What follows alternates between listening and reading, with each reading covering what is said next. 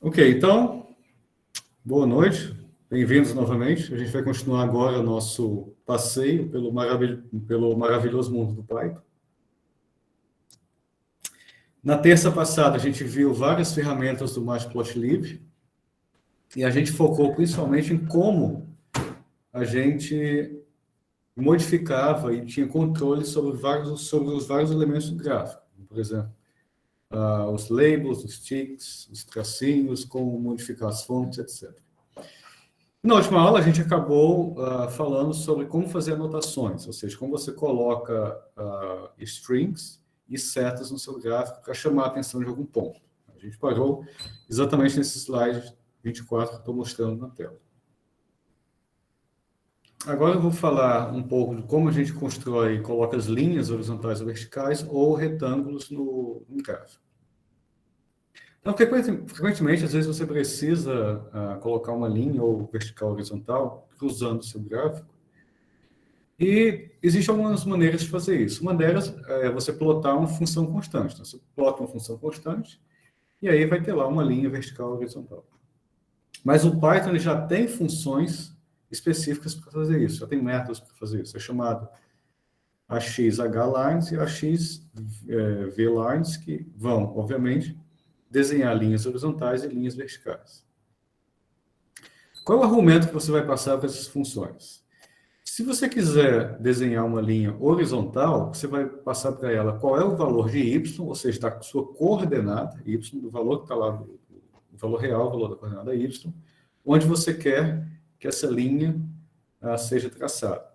E você vai dizer para ele qual é o range do eixo x, onde você quer que essa linha seja traçada. Se você quiser que ela atravesse todo o seu gráfico, é só você colocar o x máximo de x mínimos que tem na sua coordenada de dados.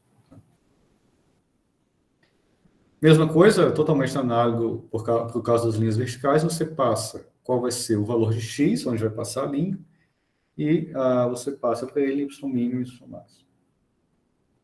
Agora, uma outra maneira de fazer isso, você pode fazer isso também de modo que esse y mínimo e y máximo fique independente dos valores reais dos dados. Você pode fazer isso de modo que o x mínimo e x máximo sejam porcentagens do gráfico, ou seja, porcentagem do tamanho do gráfico, que a gente chama na coordenadas dos eixos, e não na coordenada dos dados. Então, nesse caso, as funções que devem ser usadas é a AXHline e a AXVline, horizontal e vertical. Lembrando que, nesse caso, você vai passar o x e o y. Nesse caso, aqui você vai passar o y, aqui você vai passar o x. Nas coordenadas dos dados, mas o x mínimo e o x máximo vão ser frações das coordenadas, frações dos seus eixos. De modo que x mínimo é o extremo esquerdo, x mínimo igual a 1 é o extremo esquerdo, e x máximo igual a 1 é o extremo direito. Vamos ver como fica isso. Aqui, eu vou fazer esse exemplo. Vamos supor que você tem esse gráfico aqui que vai plotar a função 2 vezes x. X e a função 2 vezes x. E aí eu vou querer que nesse gráfico ele coloque uma linha vertical em x igual a 0,5, que vai de y igual a 0 até y igual a 3.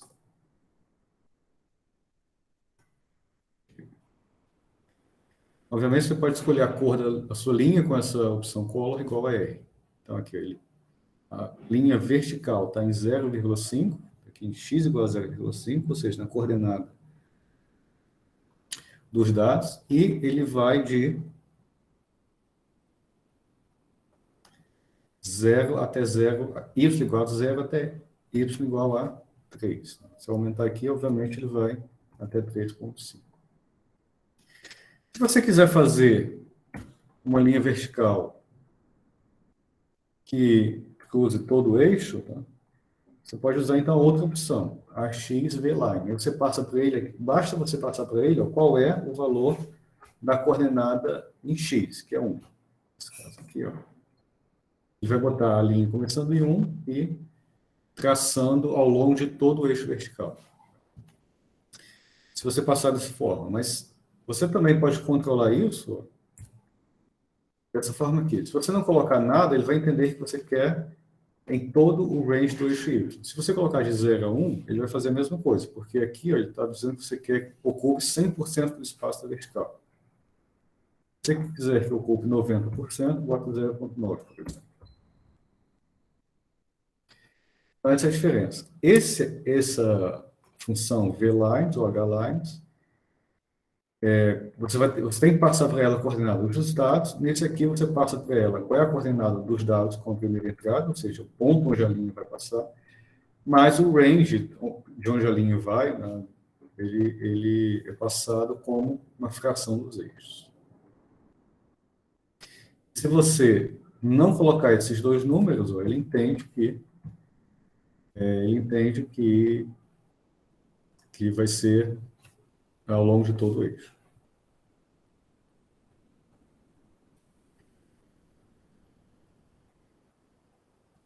Ok, isso aí para linha. Mas o legal é que você também, além de linha, você pode fazer retângulos. Você pode colocar retângulos no seu gráfico, né, no seu plot, usando as funções que são bem análogas a essa. A diferença é que no lugar de você ter uma linha, você vai ter um retângulo. E essas funções são ax, hspan, ax, vspan. Nesse caso aqui, você passava o que para ele? Você passava o número, né, o escalar, onde a linha ia cruzar. Aqui você vai passar para ele 4 valores agora, onde os dois primeiros vão ser onde o retângulo inicia e onde o retângulo termina. E os outros dois números, você vai passar aquela proporção. Se você não passar nada, ele vai entender que é 100%. Então, aqui, por exemplo, eu fiz essa figura usando essas funções, essa função aqui, ax, vspan. Então, se eu quiser um retângulo, por exemplo, que vai de 400 até 450, eu passo para ele aqui, ó, 400 até 450. Se eu não colocar mais nada, colocar só a cor, ele vai entender que eu quero que faça esse retângulo em todo o eixo Y. Dessa forma. Vou mostrar um pouco desse código para ver como a gente faz isso. Esse código está aqui.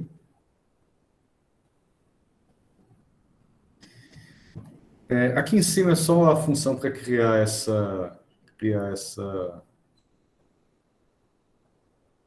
onda com comprimento de onda diferente, tá? Então não vou me ater a isso.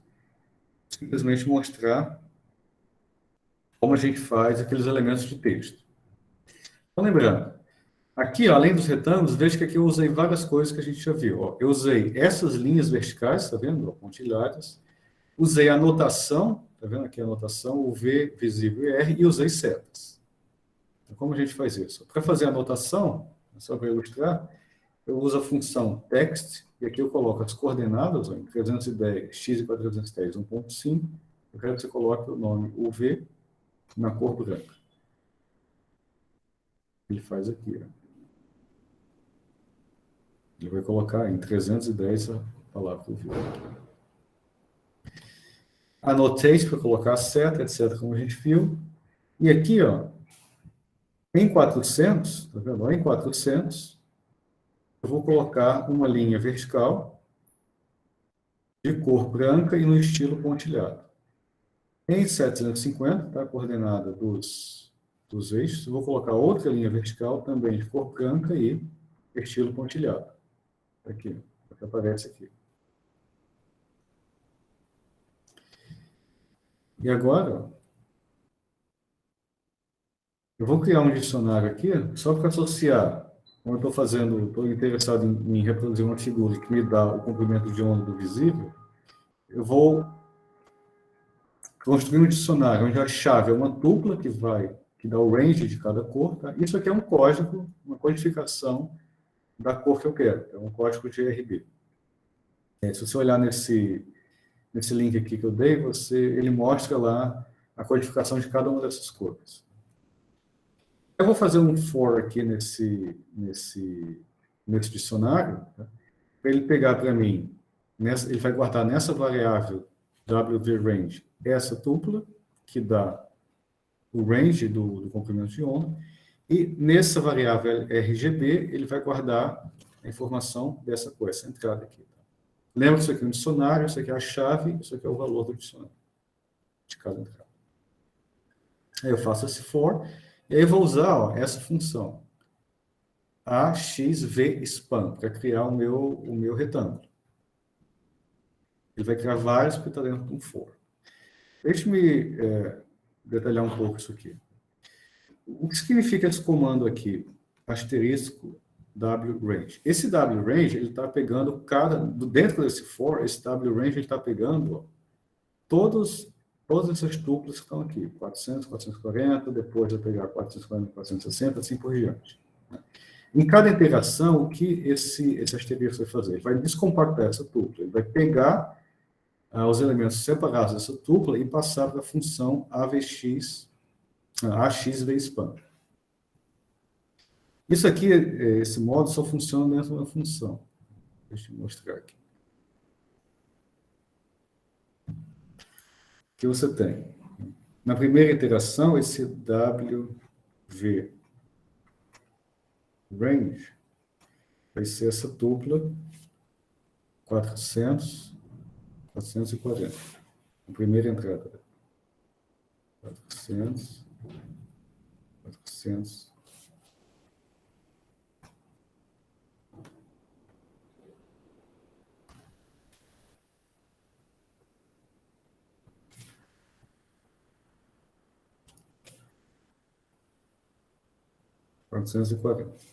Então, quando ele fizer aqui, AXVSpan,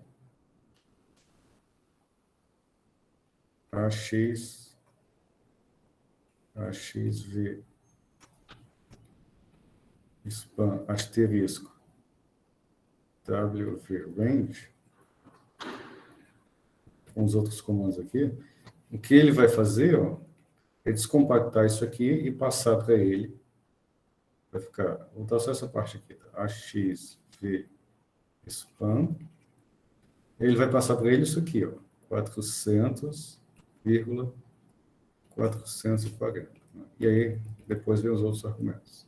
Então, isso daqui vai descompactar essa tupla e colocar dessa forma. Então, ele vai entender que você quer um retângulo vertical que começa em 400 e vai até 440. Que é esse daqui, de 400 a 440. E aí, ele vai pintar isso dessa cor. Tá? Essa cor aqui, que é um roxo, mungueta, algo desse tipo. Obviamente, à medida que o for vai correndo, né, a iteração vai correndo, vai fazer isso para cada uma dessas entradas. E termina formando essa figura aqui. Note que essa figura não tem, eu tirei totalmente o eixo Y, tá? Com esse comando aqui. A X e Y axis set visible false, ou seja, deixe todo o eixo Y, tanto os ticks quanto os labels falsos, invisíveis, faça invisíveis. Então, com isso, eu crio essa figura aqui. Tá? Isso aqui é uma maneira, só para ilustrar como a gente faz esses retângulos. Inicialmente, eu pintei internamente todo esse gráfico aqui de preto e fui colocando os retângulos em cima. Tá? Se eu tirar esse for aqui, você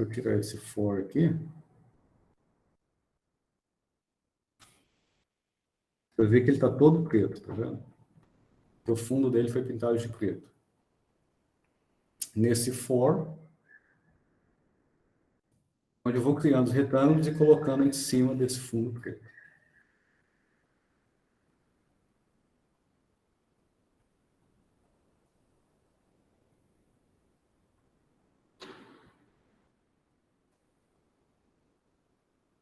Ok? Alguma pergunta?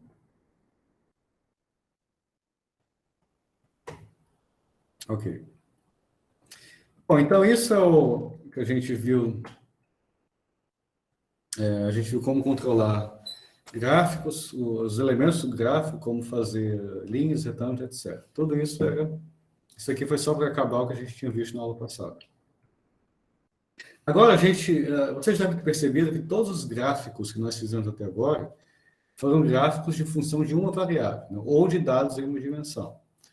O Matplotlib, ele permite também você fazer gráficos de dados em duas dimensões ou de uma função de duas variáveis. Né? Por exemplo, uma função hxy, né, como você deve saber, ele pode ser interpretado como uma superfície onde você tem um grid de pontos no plano xy e esse h de xy representa uma altura específica, né, em cima dessa grade de pontos. O que é um gráfico de contorno? Um gráfico de contornos em duas dimensões, ele dá uma representação de modo que as linhas nessas duas dimensões, elas representam os valores dessa função hxy. E aí essas linhas, elas podem ser coloridas ou podem ser pontilhadas, dependendo do estilo que você quer. As linhas vão representar os valores da função xy no plano xy. Isso é um gráfico de contorno. Para fazer esse tipo de gráfico, né, você precisa especificar, né, você precisa passar para ele essa altura, um array, que é a altura z, que vai representar esses valores. Né. No nosso caso aqui, esse array z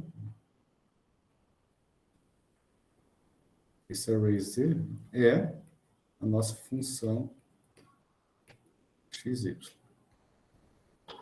E aí, para isso, quando você vai fazer um gráfico de contorno, primeiro você tem que passar para ele, né, a grade de pontos do plano xy. Em outras palavras, você precisa passar para ele os valores de x e y que sejam arrays em duas dimensões. E para fazer isso, a gente vai usar esse método no Python chamado MeshGrid. Então, como você faz isso? Então, você vai pegar o seu array aqui em uma dimensão, tá? Digamos, você cria um array, um id space, de 0 a 5 com 50 pontos, um y que também vai a 5 com 40 pontos, e aí para você transformar isso aqui, x e y, um array em duas dimensões, você usa a função MeshGrid. Então, você passa para ele o x, o y, ele vai retornar para você dois arrays, o x, agora em duas dimensões, o y em duas dimensões. Isso aqui está errado. Na verdade, a forma não vai ser 11 por 21. Isso aqui é de outro exemplo. Vai ser 40 por 50, na verdade.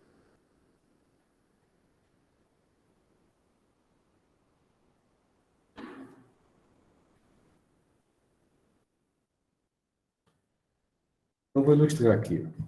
Vamos supor que você tem aqui um array x em uma dimensão que vai de menos 3 a 3 com 21 entradas. Um array y, também de uma dimensão, que vai de 0 a 10 com 11 entradas. Vou fazer o MeshGrid. Criei o x e o y maiúsculos, que são agora arrays de duas dimensões. Para tentar deixar mais claro, eu vou fazer o seguinte.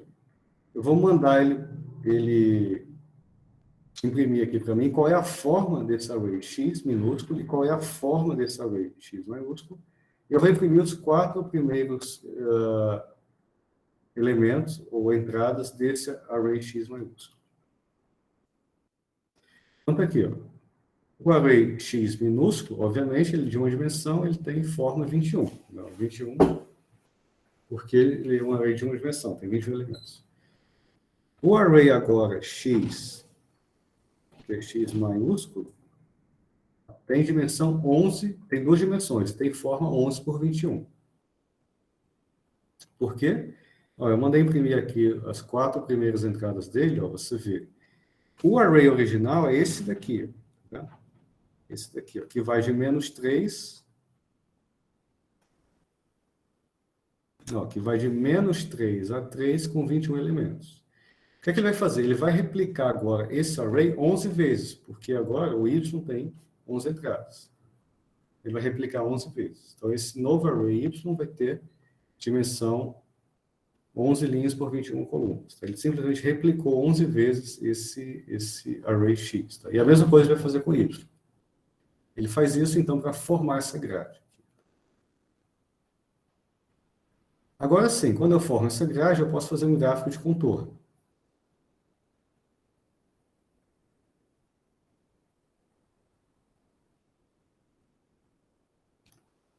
Então, como eu vou fazer um gráfico de contorno? Usando um método do Python, que é o contour. Isso aqui é uma função, você vai passar para ele quais são as entradas. As entradas vão ser um array X de 2 dimensões, um array Y de 2 dimensões e um array Z, que é a altura da sua função, também de 2 dimensões. Obviamente, o X, o Y e o Z, todos eles têm que ter a mesma forma. Então, naquele exemplo que eu dei, tanto o X como o Y como o Z vão ter, são arrays de 2 dimensões que vão ter forma 11 por 21.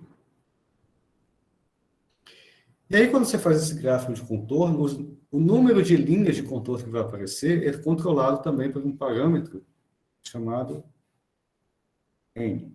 É o número de linhas de contorno que vai aparecer. Se você quiser mais ou menos linhas, você diminui esse valor de N de modo a controlar o número de linhas que aparece no seu gráfico. Então, vai ficar mais claro daqui a pouco. E aí tem também um argumento chamado colors, onde você pode passar uma única cor ou algumas cores. Então, esse exemplo aqui, vamos fazer esse exemplo. Pegar um array X em uma dimensão, array Y em uma dimensão, faço o meshing grid, que é criar a grade, onde o gráfico vai ser plotado. E aí, agora eu vou calcular o Z como uma função de X e Y. Mas note que a entrada X e Y dessa função não são os arrays unidimensionais. Tá? São esses X e Y maiúsculos, que são os arrays em 2 dimensões. E aí eu faço o que a gente aprendeu. Fig axis sobre plot. E para plotar, é só chamar a x.contour. E aí eu passo para ele. X, Y, Z. Esse 5 aqui é o N. Ou seja, eu quero apenas 5 valores. Os valores, 5 valores. Ou seja, vão aparecer contornos equivalentes a 5 valores de Z. Tá? Com cor preta.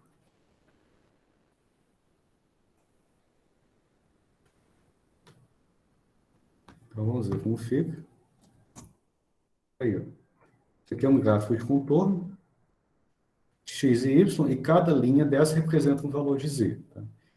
Como vocês devem imaginar, tudo que tiver em cima da mesma linha, todos os pontos em cima da mesma linha têm o mesmo valor de Z. Nesse modo padrão aqui, o que ele faz é ele coloca pontilhado os valores negativos e a linha cheia para os valores positivos. Se você achar que isso aqui está muito preto e branco, você pode fazer outra coisa. Você pode, no lugar de usar só uma cor, como eu fiz aqui, colors igual a K, ou seja, as cores vão ser pretas, você pode passar para ele um mapa de cor. Eu vou falar daqui a pouco sobre mapa de cor, mas basicamente o mapa de cor, ele vai normalizar linearmente seus dados entre 0 e 1, e aí vai associar uma cor a cada valor desse normalizado. Então, como vocês vão ver, aqui eu botei só 5 valores. Aqui eu vou aumentar um pouco mais, para 10.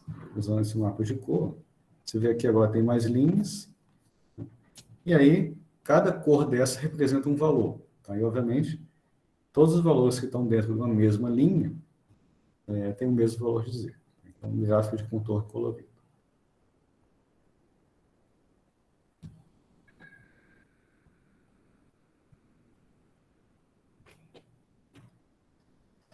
Agora, naquele exemplo que eu dei, a gente não tem muita ideia de qual é o valor. Né? Eu sei que os valores estão ligados às cores, as cores são diferentes, portanto, tem valores diferentes ali, mas quais são esses valores? O legal desse método é que você pode colocar os valores, como está mostrado aqui, você pode colocar os valores, indicar os valores na própria curva aqui, tá vendo? Está mostrado aqui. Como você faz isso? No exemplo anterior, bastava você chamar, para fazer o plot, bastava chamar essa função ax.contour. Agora, o que você vai fazer? Você vai pegar essa função ax.contour e guardá-la numa variável cp. E aí você vai chamar esse outro método, ax.cLabel, e passar para ele qual é o gráfico que vai estar associado a esse label. Então, nesse caso aqui, o gráfico que está associado a esse label é esse. Então, o que você está dizendo, coloque labels nesse gráfico CP aqui. E esse aqui é o gráfico CP. E aqui o legal é que eu posso escolher o tamanho da fonte, tá? Se esses números que aparecem aqui vão ser maiores ou menores. Então, tá aí. Você tem um gráfico onde um gráfico de contorno, mas agora os valores dessa função Z aparecem aqui nos contornos. Então, você dá mais informação para o seu gráfico. Mas, além dessas linhas de contorno, você pode também querer preencher essas linhas, tá? De modo a você ter no lugar de ter só contorno, você ter superfícies preenchidas ali. Então, nesse caso, o método que você vai usar é semelhante, a função é semelhante, contorno, mas vai ter um F no final. Então, se você quiser fazer um gráfico preenchido, você vai usar contour F. Esse F aqui é de fill, tá? Ele vai preencher os espaços entre os contornos com uma determinada cor. E aí você vai chamar os argumentos para essa função contour F, vão ser exatamente iguais ao do contour. X, Y, Z, número de linhas e um mapa de cor. Então, aqui, ó, X, Y, Z, número de linhas e um mapa de cor. Então, é o mesmo gráfico agora, mas representado de modo que os espaços entre os contornos são preenchidos. Então, a gente tem uma outra maneira, além desse contour e contour F, tem uma outra maneira de fazer gráficos desse tipo, tá? onde a terceira dimensão é representada por cores, que é um tipo de mapa que a gente usa muito, chamado mapa de calor. O mapa de calor ele tem uma certa diferença em relação a esses gráficos de contorno, tá? Porque o mapa de calor ele é uma imagem de modo que cada pixel ele tem cada pixel, né, está relacionado a uma sequência de dados do seu array. E aí, para você produzir esse mapa de calor, né, a gente usa essa função InShow. Só que tem uma diferença. As entradas do InShow não são agora os arrays X, Y e Z. Tá? Para o InShow, você só vai passar para ele o Z. Ele só aceita um único array de 2 dimensões. Você não passa para ele esse grid. Bom, se você não passa para ele esse grid, o que é que ele entende, então, como x e y? O que ele vai entender como x e y são os índices do seu array em 2 dimensões. Você vai passar para ele um array Z em 2 dimensões, ou seja, é uma matriz com 2 dimensões, índices I e J. O que ele vai plotar vai ser a altura Z, mas nos eixos y, x e y, ele vai plotar os índices I e o índice J. Ou seja, o InShow é uma maneira de você visualizar matrizes. Como ele está visualizando matrizes, né, ele vai seguir a notação de matriz, ou seja, o seu 00, né, índice 00, vai estar no canto superior esquerdo. Que para gráfico não tem muito sentido, mas se você... Como o 00 está no canto superior esquerdo, isso não tem muito sentido em termos de gráfico. Mas se você pensa em termos de matrizes, né, o InShow ele é feito para visualizar matrizes, então, de fato, o 00 tem que estar no canto superior esquerdo, e o último índice, né, o índice NN, vai estar no canto inferior direito. Ok, mas até aí não tem muita utilidade. Não? E se eu quiser fazer um gráfico onde eu defina qual vai ser o range de x e y? Que eu não quero que seja índice, eu quero que seja um valor que tenha sentido para mim. Então, você vai usar essa opção Extend. Aí você vai dizer para ele qual é o valor de x mínimo, qual é o valor de x máximo, qual é o valor de y mínimo, qual é o valor de y máximo. E aí, se você não quiser que ele coloque a origem lá no canto superior esquerdo, você diz para ele que a origem é lower, ou seja, a origem vai estar no convencional, né, que é o canto inferior esquerdo. Se você alguma vez você já trabalhou com imagens de microscópio, por exemplo, microscópio FM, você já deve ter percebido algo parecido. Né? Alguns aparelhos FM dá para você uma imagem em termos de pixels, e aí, com alguns programas, você transforma, né, aqueles arrays XY, né? A imagem nada mais é do que uma matriz de 2 dimensões, você transforma com uma opção dessa Extend.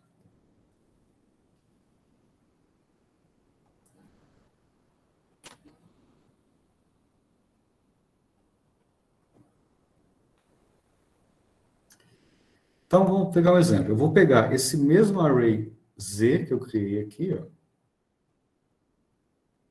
eu vou pegar esse mesmo array Z e plotar com o ImShow. Aqui, vou plotar ele aqui. A X, ImShow, só vou passar para ele Z e o mapa de cor. Aí. Ele plotou a imagem, né? Não ficou lá muito boa, porque a resolução não é muito boa, né? Depende do número de pontos. E aqui, ó, como eu falei, ele plota em X e Y, ele plota os índices. Aqui, ó, esse Z, ele tem 50 entradas. Então, aqui é o 0, 0, aqui é o índice 50, 50, da matriz. Obviamente, como tem valores discretos, né, de 50 entradas, para ele fazer essa imagem, ele vai interpolar os valores, tá? Usando algum algoritmo padrão de interpolação. Se você quiser fazer uma imagem com o ImShow semelhante ao que tinha aqui, ó, no caso anterior, que a gente viu com TOR-F, a gente sabe que, ó,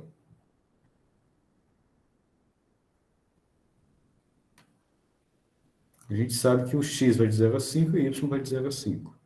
Então, eu vou passar para ele, ó, extend de 0 a 5, ou seja, no lugar de colocar os índices da matriz, coloque para mim um eixo que vai de 0 a 5, em X, de 0 a 5 em Y, e coloque a origem aqui embaixo. A origem inicialmente está em cima, quero que você coloque a origem aqui embaixo. E para melhorar essa interpolação, tá?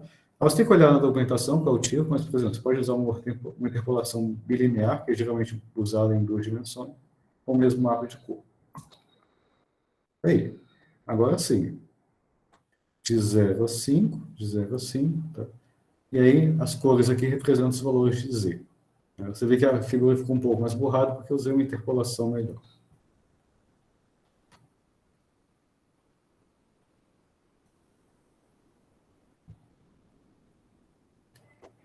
Okay?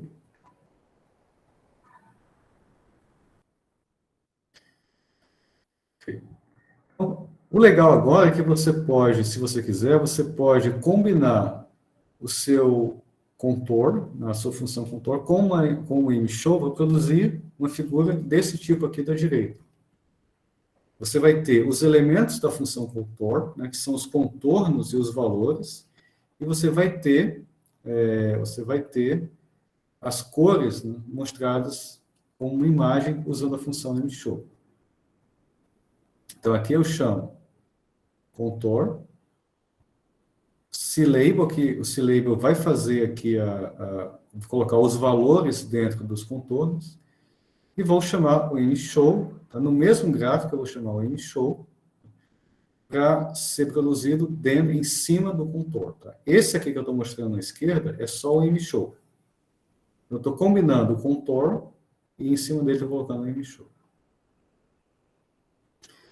Por que aqui está, aqui na direita, por que você vê que as cores estão mais claras do que a figura da esquerda? Porque eu estou usando esse parâmetro de transparência alfa. A gente usou na aula passada. Quanto menor for o valor desse alfa, mais transparente as cores ficam. Então, você vê que aqui eu posso combinar essas duas funções para produzir um gráfico desse tipo aqui da direita. Isso aí está exemplificado também no código. Esse código, inclusive, que eu vou passar para vocês daqui a pouco, quando acabar a aula. Ok. Bom, agora, quando a gente faz um gráfico desse tipo, esse aqui, por exemplo, ele está relacionando aí as cores com as linhas, desculpa, as cores com os valores, dizer, com os números, mas em nenhum momento ele está me dizendo qual é a relação entre essas cores e esses números. Que eu tenho uma ideia pelos valores que estão plotados aqui, mas num gráfico desse tipo não faz muito sentido você deixar assim, porque você não está dizendo para o seu leitor, para a sua audiência, qual é a relação entre os cores e os números. Então, você precisa colocar uma legenda aqui, que diga qual é esse mapeamento. E essa legenda é a que a gente chama de color bar. Então, o que é o color bar? O color bar, ele é um eixo separado que indica para você qual é a relação entre as cores e os valores. Obviamente, entre as cores e os valores da função h, x e y. As cores sempre representam a função x, a altura da sua função, né? Que aqui a gente está chamando de z. Então, para adicionar um colobar, o que você faz? Quando você cria a sua figura, no final, ó, você cria essa fig aqui, né, como de costume. Aí, no final, você coloca fig.colobar, e aqui você passa para ele qual é a figura a qual esse colobar está acoplado. Então, nesse exemplo aqui, ó, eu criei dois arrays x e y, uso o mesh grid para criar os arrays de 2 dimensões, e vou criar esse array i, ó, que é uma função de x e y. E agora eu vou plotar esse i com imshow. Tá? Então, o que é que eu faço? Chamo ax.imshow, está aqui i, color map, guardo essa imagem nessa variável, então esse aqui é um objeto, está guardado aqui. Aí eu venho aqui, ó, fig color acople um color bar a essa imagem. Ele vai fazer esse color bar aqui. Por que esse parâmetro é importante? Porque se você tiver numa situação onde você tem várias figuras, você vai criar um color bar para cada uma delas, você vai dizer a qual figura pertence a determinado color bar. E aqui me dá a legenda, ó, tá vendo aqui, ó, em azul, tá? Isso aqui é uma imagem dessa função, seno vezes cosseno. E aí eu vejo ó, que os valores em azul são os valores negativos, né, que menos 0,8 é o mais azul, e o vermelho até o 0,8 é o maior, são os valores maiores. Então, com essa função colobar, ela me dá a legenda desse mapeamento entre cores e números. Ok. Então, o colobar dá a legenda. Agora, quem faz esse mapeamento, essa relação é determinada pelo que a gente chama de color map, né? Literalmente um mapa de cores. E aí você passa esse argumento, como a gente viu, esse color map, é passado por esse argumento cmap. Aqui, ó. Eu passei aqui o cmap. Com essa função cmap, você passa esse argumento. Você passa qual é o argumento, ou seja, qual é o tipo de color map que você quer usar. E quais são os color maps disponíveis em Python? Tem muitos, tá? Aqui é só um exemplo dele, é um exemplo de um deles. Aqui, ó. Tem isso aqui representa a cor do color map, tá? E aqui representa como os valores variam, sendo aqui à esquerda os valores menores, à direita os valores maiores. Eu vou mostrar esse link aqui, que vocês podem acessar depois, eu vou abrir agora só para ilustrar os diferentes color maps disponíveis. Esses color maps, eles estão agrupados em categorias, que eu vou falar daqui a pouco. Tá? Mas, por exemplo, nesse tipo aqui, chamado uniforme, né, sequencial uniforme, tem esses tipos. Então, se eu quisesse color map, sei lá, inferno, é só fazer cmap igual, entre aspas, inferno. Outro tipo de color map sequencial, esse aqui. Se você quiser binário, se você quiser em escalas de cinza. Aí tem outros tipos chamados divergente. E aí por diante. É só você olhar aqui e escolher o color map que você quer. Ok, isso, assim, colocar um color map lá no color map no seu gráfico é fácil. É só você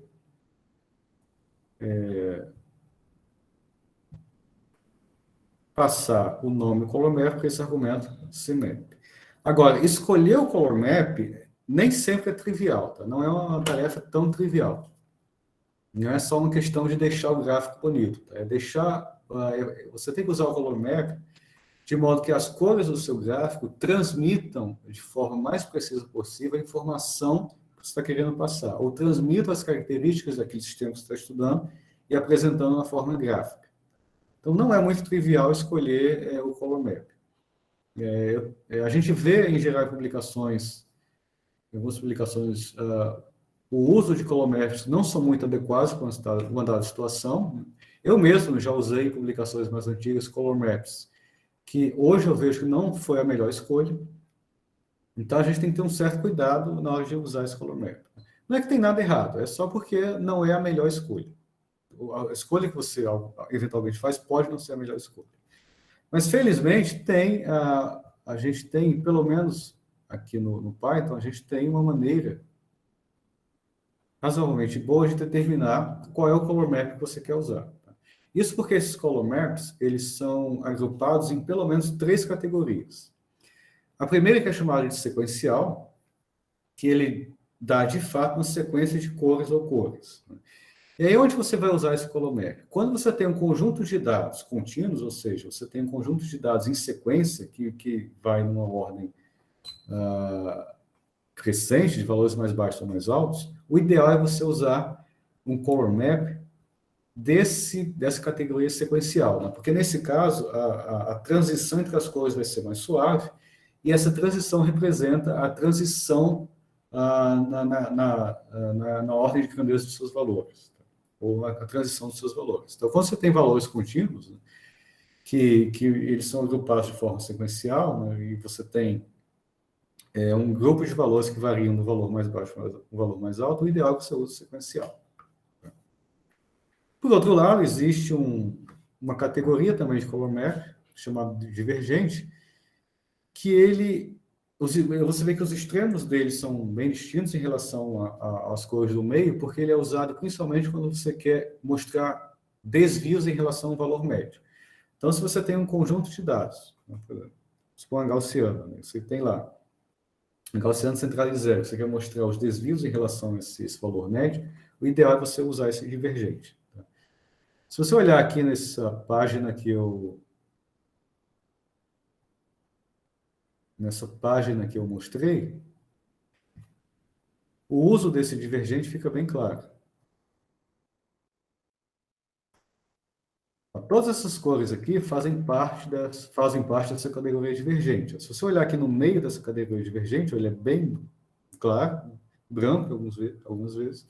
E aí, ó, ele tem cores bem distintas para mostrar o desvio em relação a esse valor médio. Esse aqui, por exemplo, ele tem roxo aqui para a esquerda e verde para a direita.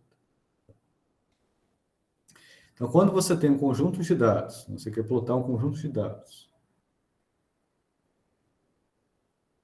e o seu conjunto como um gráfico de imagem, e você quer enfatizar que você tem desvios em relação ao valor médio, o ideal é você usar divergente. Por outro lado, se você tem um conjunto de valores ou de strings que são qualitativos, ou seja, eles apresentam categorias, aí nesse caso não faz sentido você usar uma sequência de cor que é muito suave, né? Porque se você tem categorias, você tem ali valores muito bem específicos que são que devem ser distantes um do outro em termos de cor. Então, para isso, você usa um conjunto de cores chamado de qualitativo. Tem lá também os vários exemplos, por exemplo, Rainbow, Jet, são 2 color maps qualitativos. Onde seria útil, por exemplo? Vamos supor que você está estudando um conjunto de bactérias numa amostra e você quer categorizar 4 tipos diferentes de espécies e quer representar isso como em diferentes cores. Então, você usa esses cores color map qualitativo, porque nesse caso a transição entre uma cor e outra vai ser muito rápida. E é exatamente isso que você quer quando você trata de categorias. Você quer que a bactéria da espécie 1 seja representada numa cor bem diferente da bactéria da espécie 2. Tem uma rápida transição entre as cores. Se você quer saber mais sobre isso, eu vou deixar aí como sugestão 2 artigos interessantes. O primeiro trata especificamente desse problema de color map. Esse discute, por exemplo, por que tem alguns color maps que não são ideais, mas continuam sendo usados. Isso tem a ver também com a maneira que o nosso cérebro percebe as cores. E esse aqui é mais geral, esse segundo aqui artigo é mais geral, ele não é especificamente sobre color maps, mas ele fala disso. Mas ele traz 10 regras interessantes sobre como você apresentar o seu gráfico. Ele dá sugestões interessantes, por exemplo, de qual a diferença de usar de que tipo de gráfico você deve usar, uma publicação ou uma apresentação, por exemplo. Para a gente é muito conveniente, às vezes, pegar um gráfico do paper, né, que você fez e colocar na sua apresentação, mas provavelmente essa pode não ser a melhor maneira de você apresentar o gráfico numa apresentação. Então, esse segundo artigo aqui, 10 regras simples para melhores figuras, ele discute esse tipo de coisa. Então, se você está interessado, está aí o link para você se divertir com essa leitura no final de semana, caso você deseje. Ok. Então, lembrando, tá? Com esse comando color bar, a gente coloca aqui, a gente coloca essa barra de cores do lado da figura e com o color map, com essa opção CMap, a gente escolhe qual é o tipo de color map que eu desejo. Agora, dá para você mexer na forma e na posição também de onde vai estar o seu color bar, onde você vai estar essa barrinha aqui. Então, nesse exemplo, vamos supor que eu vou criar uma figura onde eu vou colocar dois plots. Então, eu vou colocar aqui, ó, Fig, AX1, AX2, eu posso colocar dessa forma, sobre plots, duas colunas, ou seja, eu vou ter dois gráficos, tá? Nesse caso aqui, são duas colunas e uma linha, mas se eu não preciso colocar n rows igual a 1, porque quando eu omito essa informação, ele já entende que vai ter uma linha só. Então, vai ter uma linha, duas colunas e vão ter dois plots. Eu coloquei esses 3 pontos aqui, porque, por enquanto, o resto do código para produzir esses plots não me interessa. Está lá no exemplo que eu vou passar para vocês. Vamos concentrar aqui só em como modificar o color bar. Então, vamos lá. Como eu tenho aqui dois plots, né, eu vou usar esse comando color bar, e eu tenho que passar para ele qual é a imagem que está associada a um determinado color bar. Tá? Então, nesse código aqui, eu chamei de IM1, a primeira imagem, e chamei de IM2, a segunda imagem, que é essa aqui.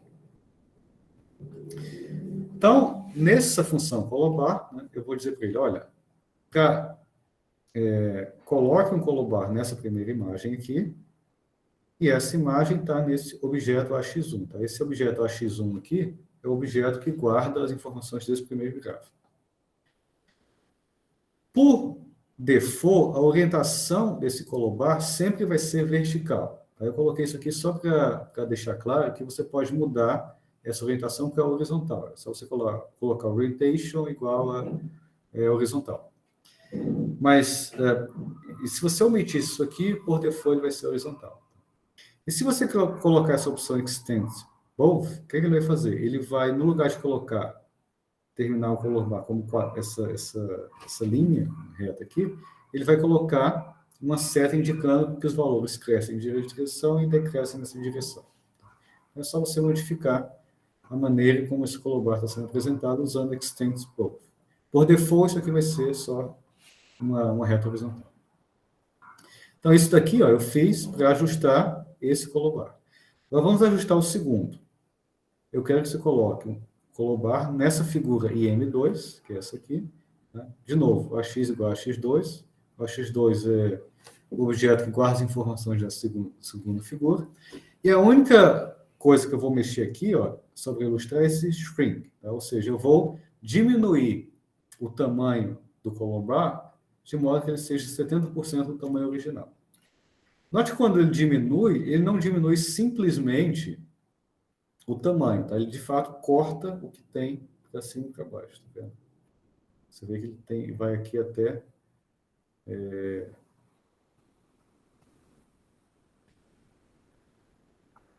não, acho que não corta não, acho que ele vai até essa 35, mas como diminui, desculpa, ele não corta não, mas como diminui, ele não coloca esse valor aqui em cima, tá? Então, não, ele não corta, ele simplesmente diminui o valor, o tamanho do seu color bar. Se você quisesse aumentar, também você poderia, né? Botar um valor acima de 1. Se você quisesse colocar o color bar aqui embaixo, você passava essa opção orientation igual a horizontal. Vamos pegar um exemplo. Vamos supor que você tem um arquivo de dados que dá a temperatura máxima diária da cidade de Boston em todo o ano de 2019. E a gente vai fazer, né, um programa em Python para plotar esse mapa de calor, ou seja, plotar as temperaturas máximas em Boston diárias durante o ano de 2019. De modo que no eixo Y eu tenho os meses e no eixo X eu tenho o dia. Então, para cada mês aqui, eu corro todos os dias do ano.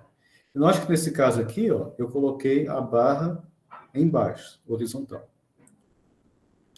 Então, esse código, essa figura está produzida nesse código, eu não vou dar muitos detalhes, mas eu só vou enfatizar os elementos do gráfico para produzir essa figura aqui.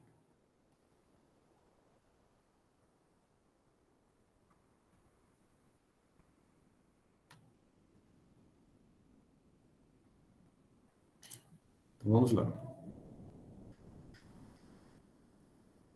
Então, eu vou abrir o arquivo, tá? Isso aqui a gente viu no mini curso anterior, como abrir um arquivo, e como ler um arquivo, e como ler os diferentes valores dos arquivos, então eu vou passar isso aqui.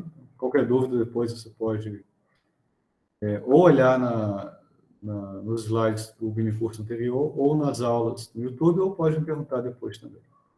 Por enquanto, eu vou me concentrar só na parte do InShow. Então, tá aqui. Quem vai guardar, o array que vai guardar os valores de temperatura é esse aqui, heatmap. Eu vou criar a figura, ó, fig, ax, plt sobre plots, colocar um tamanho qualquer aqui. E aí vamos lá, vou criar o objeto im, que vai ser esse gráfico, essa imagem. ax.imShow, vou passar para ele o array, que tem as temperaturas. Vou botar esse tipo de interpolação e vou escolher esse mapa de cor. Esse é um mapa de cor que é um mapa de cor sequencial. Tá? Nesse caso, quando eu tenho um conjunto sequencial de temperaturas, eu escolhi um mapa de cor sequencial. E aí, para arrumar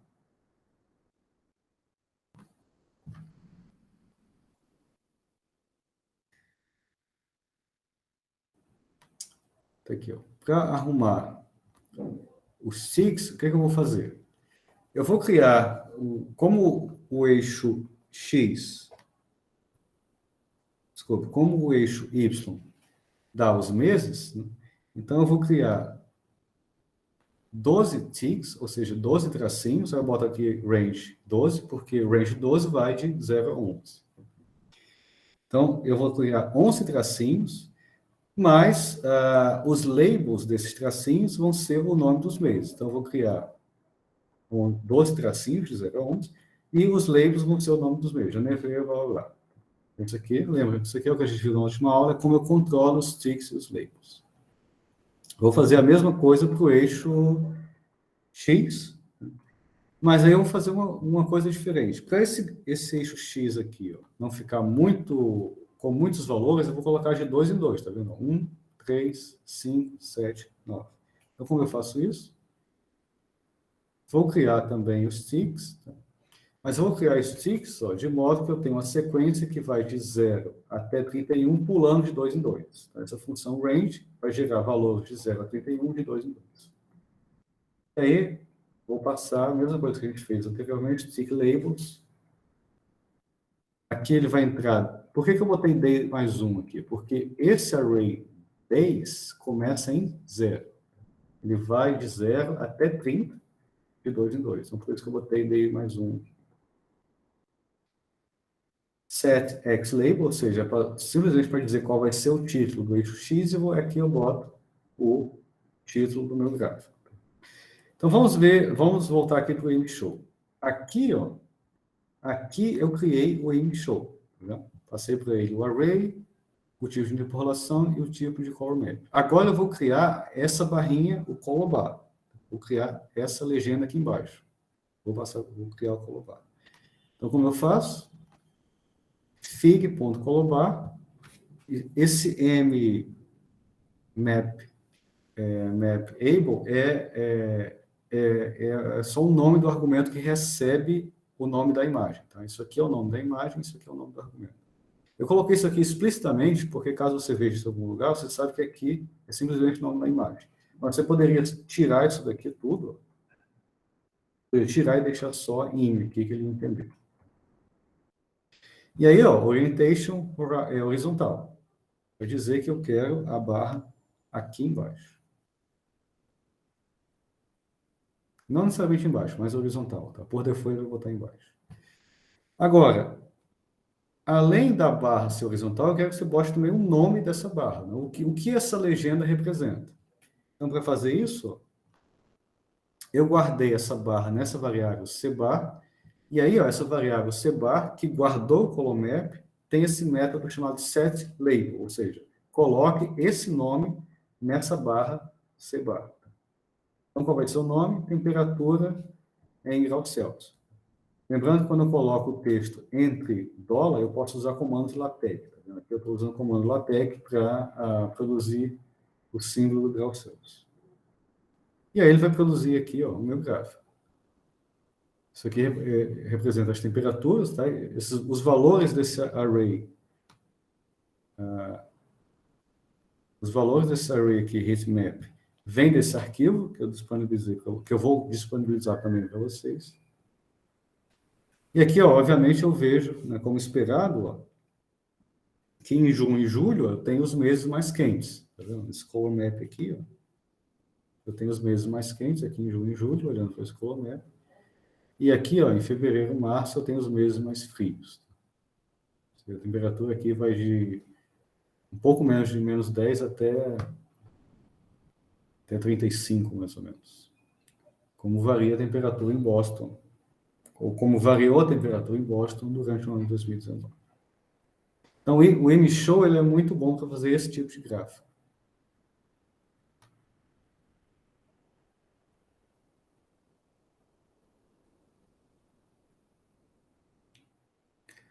Note que aqui eu não precisei usar aquela opção Extend, porque eu substituí explicitamente os ticks. Se eu não colocasse isso aqui, ele ia fazer o usual, que era colocar aqui os índices dos arrays. Mas por que ele não fez isso? Porque nesse caso aqui, ó, eu explicitei para ele quantos ticks eu quero e qual deve ser os labels desses ticks. Aqui no eixo Y e aqui no eixo X.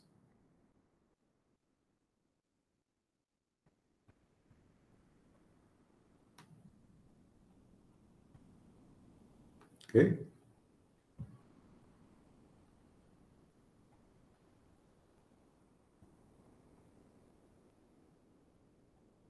Alguma pergunta?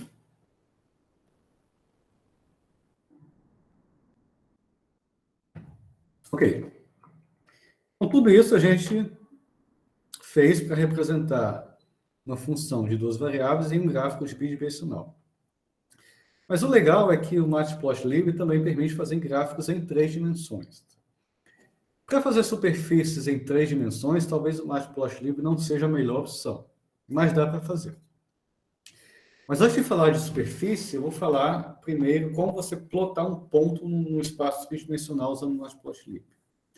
E para isso, o Matplotlib ele tem uma interface muito fácil que permite que você use as mesmas funções que a gente usava para fazer gráfico em 2 dimensões. Para fazer gráficos em 2 dimensões, a gente pode usar as mesmas funções, passando simplesmente mais um argumento para ele. Então, tudo que você tem que fazer para plotar pontos ou linhas em 3 dimensões é usar esse argumento aqui, ó, projection igual a 3D.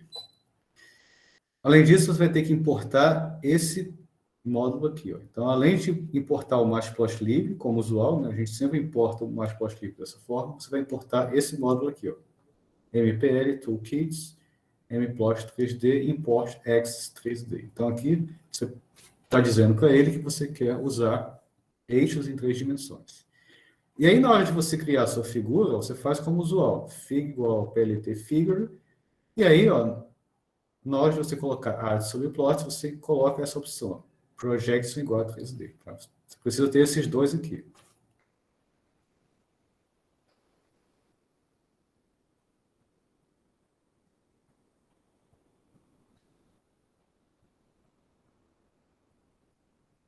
Se você colocar simplesmente essa opção projection igual a 3D sem importar isso aqui, não vai funcionar. Então, a gente vai usar isso para plotar um ponto ou um ponto qualquer no espaço tridimensional. Por enquanto, eu não estou falando de superfície. Então, vamos supor que você quer plotar um conjunto de pontos no espaço tridimensional. Então, vamos lá. Vou criar aqui, ó. Criei minha figura, criei o meu objeto Axis com projeção 3D. Então, vou criar aqui ó, um conjunto de pontos que eu vou chamar de Z-line, que é um array de uma dimensão de 0 a 15, com 500 pontos. X-line, que vai ser o seno de Z, Y-line, que vai ser o cosseno de Z-line. E aí, ó, como a gente fazia para plotar, fazer um gráfico de 2 dimensões básico? Um gráfico de 2 dimensões básico. A gente fazia a X-plot, passar os valores de x com o array e baixar os valores de y. A única diferença aqui agora é que você vai passar também os valores de z. Tá? E aqui você coloca se você quiser, você coloca um mapa de cor, nesse caso aí, gray. Note que esses x, y e z aqui, eles não são matrizes de duas dimensões, né? Como a gente estava fazendo no color for ou no image show. Tá? Isso aqui são simplesmente arrays de uma dimensão, porque aqui eu estou simplesmente representando um ponto num espaço em 3 dimensões. Tá? Não estou mais olhando para uma superfície, é um ponto num espaço tridimensional. Então, por isso que eu passo simplesmente as coordenadas x, y e z desse ponto. Então, ele vai plotar uma linha aqui. Agora, da mesma forma que a gente usou o scatter, né, um gráfico de dispersão lá em 2 dimensões, a gente pode fazer isso em 3 dimensões também. Isso aqui, esse x-data, z-data, x-data, y-data, simplesmente eu estou gerando arrays com números aleatórios, tá? Isso não importa tanto. Então, você vai passar para o scatter o quê? Em 2 dimensões, a gente passava x e y. Aqui eu vou passar também z, e você pode passar, da mesma forma que você passava lá um array do mesmo tamanho para o argumento cor, você pode passar também um outro array aqui com o argumento cor. Então, ele vai fazer um gráfico de dispersão em 3 dimensões, mas de modo que cada ponto tem uma cor diferente.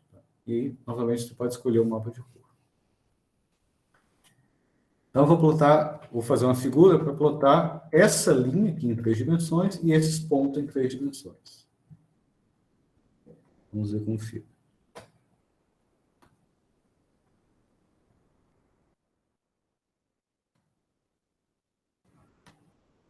Está aqui, ó. Esses pontos aqui, ó, são scatter plots, né? Ou seja, ele plotou esses pontos em 3 dimensões e as linhas, essa linha aqui é a linha plotada com essa função plot em 3 dimensões. Então, basicamente, simplesmente é você usar as mesmas funções, mas agora você vai passar um array a mais. Basicamente é isso. Dá para fazer figuras legais desse tipo.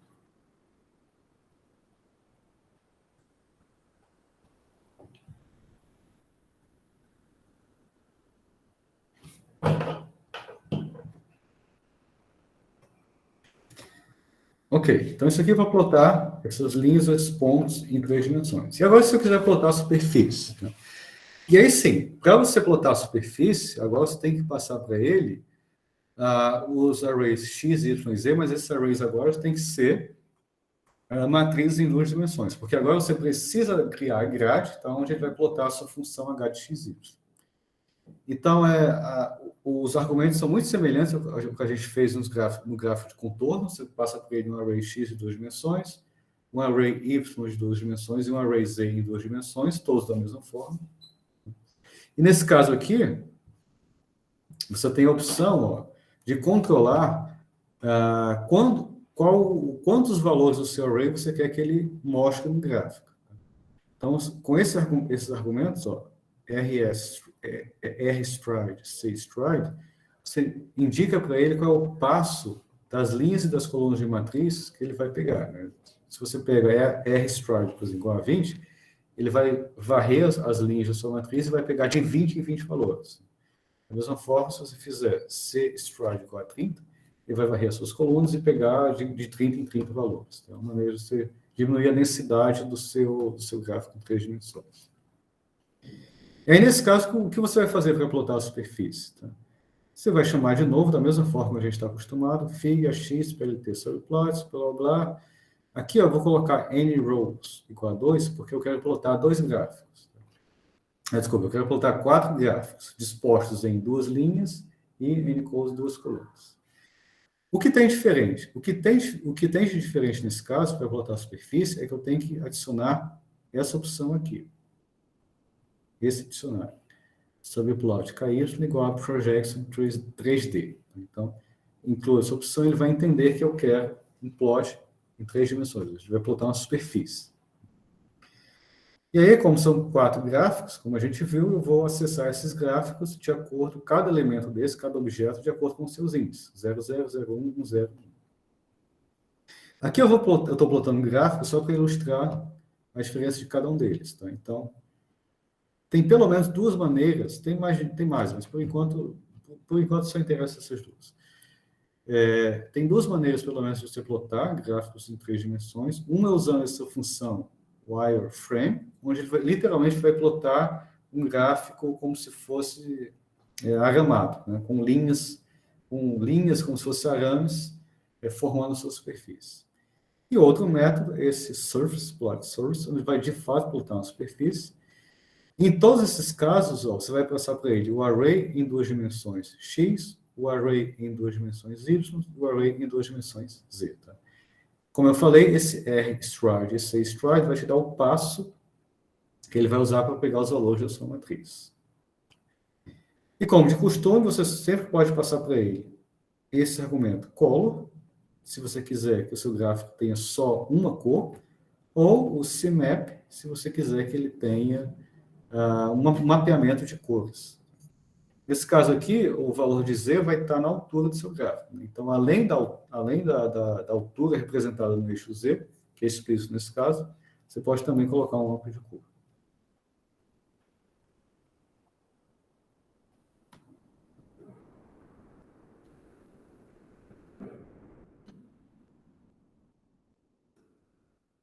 Tá aqui, ó.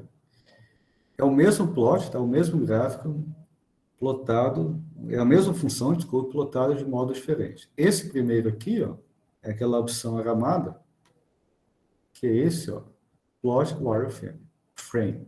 Esse aqui, todos os outros são usando essa função plot surface. A diferença é que no primeiro eu coloquei vermelho, no segundo eu coloquei magenta, no último eu coloquei um color map hot. Outra coisa que dá para notar é que nesse caso aqui, ó, de baixo, você vê que nesse último caso aqui, ó, desculpa, esse segundo caso aqui, eu usei um passo menor em relação a esse. Tá? Esse aqui, eu estou pegando valores espaçados um step de 40 em 40. De baixo, não, eu peguei esse terceiro aqui, eu peguei de 12 em 12.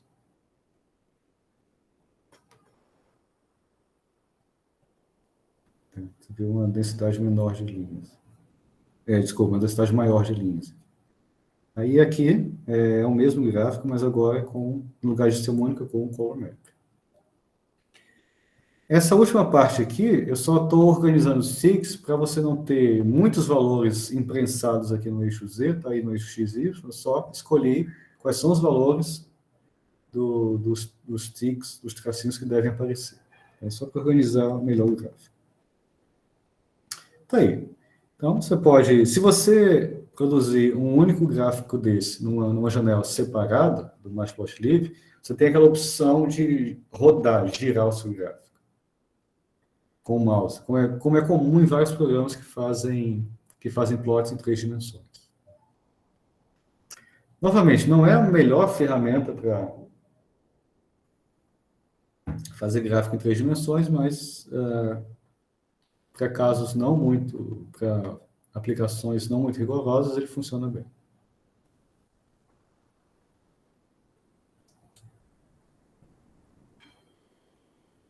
Ok? Alguma pergunta?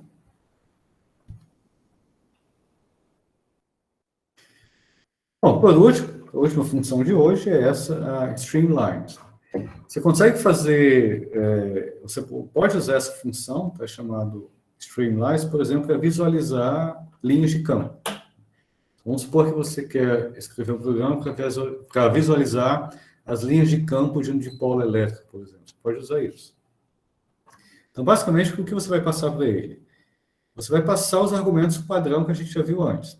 Eu vou criar, digamos, um array de uma dimensão x, que vai de -1 a 1 com 11 valores. E aí eu vou fazer novamente o mesh grid, porque aí eu preciso passar para ele os valores de uma grade. Tá? Nesse caso aqui, o y eu vou colocar igual ao x. Tá? Então, o x vai ser uma versão em 2 dimensões x e o y também. E aí eu vou criar esses outros dois valores. Vamos supor que isso aqui é um campo de velocidades, um fluido. Então, vou chamar Vx de y, fazer Vx e y, e Vy de menos Vx. Eu vou ter que passar, nesse caso aqui agora, eu tenho que passar para ele, ó, a diferença é que eu tenho que passar para ele 4 4 arrays de 2 dimensões. X, Y, Vx e Y. Os Vx e Y representam os seus... O Vx e o Vy representam o seu campo, né? Nesse caso. Cada entrada deles são os componentes do seu campo. Você pode escolher uma cor, digamos, azul. Tá? O estilo da linha que você quer. Né? Se você quer de um lado só, dos dois lados, certo? O tamanho da sua linha. Desculpa, o tamanho da sua seta. E aí ele vai plotar para você, nesse caso, essa imagem aqui. Então, se numa determinada aplicação você precisa ver como se comportam as linhas do campo que você está estudando, você pode usar essa opção String Plot.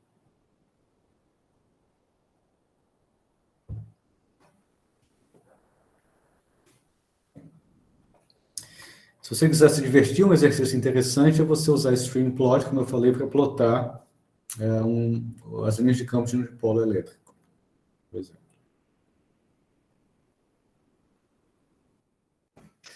Ok. Por último, para a gente encerrar por hoje, a pergunta que foi feita pelo colega é como salvar essas figuras. Toda vez quando você terminar de plotar, terminar de organizar sua figura e fizer tudo, para salvar, basta você colocar essa opção aqui no final, PLT Save Fig. E aí tem várias opções diferentes ou opções de extensão que você pode usar. Tem APS, tem PDF, tem PNG, tem JPEG, tem várias opções, né, de imagem e de arquivos com EPS ou PDF. Então, tudo que você tem que fazer é colocar essa opção Save Fig, entre aspas, você coloca o nome que você quiser, e aí automaticamente você coloca aqui a extensão que automaticamente ele vai salvar nesse formato. Qual é a dica? Se você quiser salvar uma figura, por exemplo, colocar no seu artigo, na sua tese, PNG não é a melhor opção, tá? Porque ela não vai ter a melhor qualidade. Para você colocar isso, por exemplo, um texto que você está escrevendo em LaTeX, o melhor é você colocar salvar sua figura em EPS ou PDF. Você vai ter uma resolução melhor. Isso se você estivesse fazendo um gráfico de 2 dimensões. Por outro lado, se você quer salvar uma imagem como aquelas que a gente produziu com o ImageShow, por exemplo, aí é melhor você falar para ele qual é a resolução que você quer. Tá? Então, você vai passar para ele esse argumento DPI aqui. Geralmente, a opção default não é a melhor. Então, o ideal é você aumentar o número, a densidade de pontos, né, da sua figura, para você ter uma melhor resolução. Por exemplo, você quer criar uma imagem para colocar numa página da web, por exemplo. Então, para a maioria dos casos, 300 é suficiente. Tá? Então, quando você cria a figura, você passa para ele essa informação, DPI 4300, e quando você for salvar, você coloca Save Figure, arquivo.png, e aqui do lado você coloca a resolução que você quer. DPI é pontos por polegada. Então, geralmente 300 é suficiente, tá? Para a maioria das aplicações.